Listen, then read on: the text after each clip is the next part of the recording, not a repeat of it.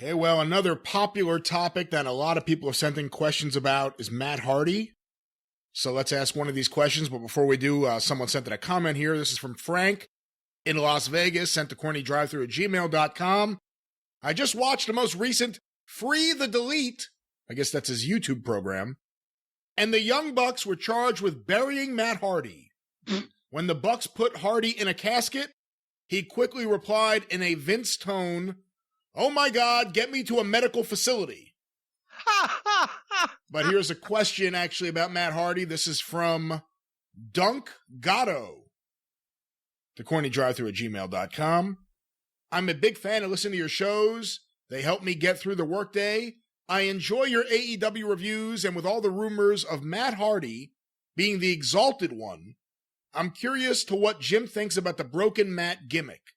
It was popular at the time it first came out, but sometimes can get silly and go too far. Also, do you think Matt could save the Dark Order, or is it too late for them? Well, I think they'd be absolutely out of their minds if they have Matt Hardy involved with the Dark Order. That's like getting a 5-star Michelin chef and putting him in a fucking hot dog stand.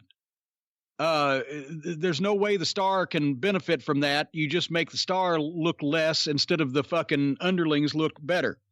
I didn't see almost any of the broken Matt Hardy thing or the YouTube stuff or the deletions because I have liked Matt and Jeff Hardy as people and as talents since I met them when they were teenagers coming to do jobs in the WWF shows.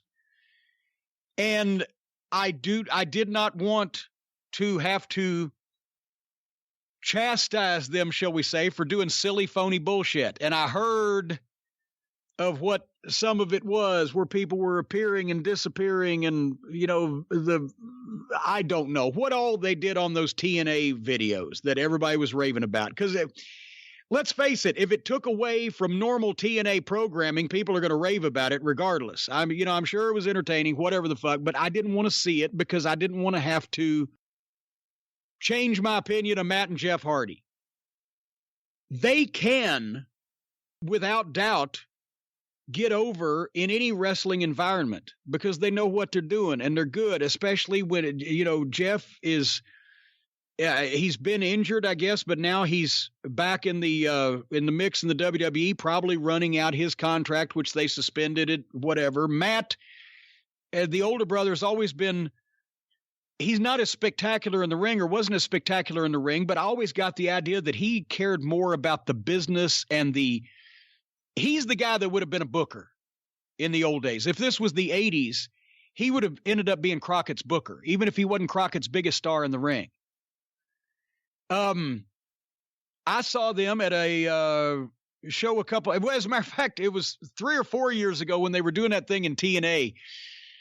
I went down to an independent show in Oklahoma. Jim Ross was helping the promoter get some talent together, and I managed the War Machine, who are now the fucking Vikings, that horrible gimmick, against the Hardys. It was a great tag team match. I had a fucking ball doing it, but Matt was wearing the outfit, had the hair all out and wearing the long house coat thing.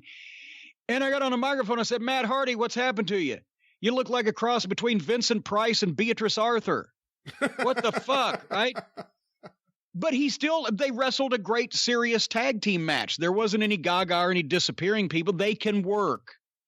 And they're a good team and they're good individuals. And I saw them in Spartanburg, South Carolina at another independent event 3 or 4 years ago. And I told Matt, I said, this is what I would, in the old days, this is what Matt would have done in the old days of wrestling. Maybe at this point, he's not even caring about it.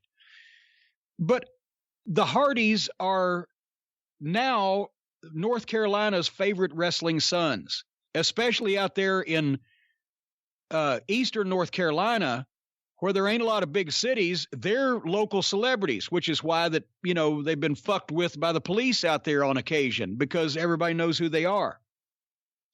Matt Hardy should be the local promoter for any major wrestling event in North Carolina. With his name and his knowledge of the business, he could go and get some buildings lined up And whether they're with AEW or the WWE or, well, WWE doesn't let anybody do anything, but any other wrestling organization, Matt should be the guy that have the Carolinas sewn up and be able to bring in talent and either run his own shows or promote shows for a group like AEW. But he could draw some fucking tremendous houses out there with good local promotion that he knows how to do. So that's where I would have seen, if I was going to predict Matt's career going when he gets out of the ring. And I know he says he's got a couple more years. That's great. If he goes to AEW, it can only be a help, except if they stick him with the fucking Dark Order. And then it's going to be an issue where you've thrown an excellent swimmer a fucking anchor and expecting him to cross the English Channel. Why the fuck would you do that? You don't take a hopeless cause like that shitty team and that shitty gimmick and put a major star with them to try to help them get over when it's a lost cause. You only do that with guys that can handle the rub and deserve the rub and can take the leg up. Matt Hardy could be a big difference in AEW, or they can bury him trying to get their outlaw bullshit over. It remains to be seen what they're going to do.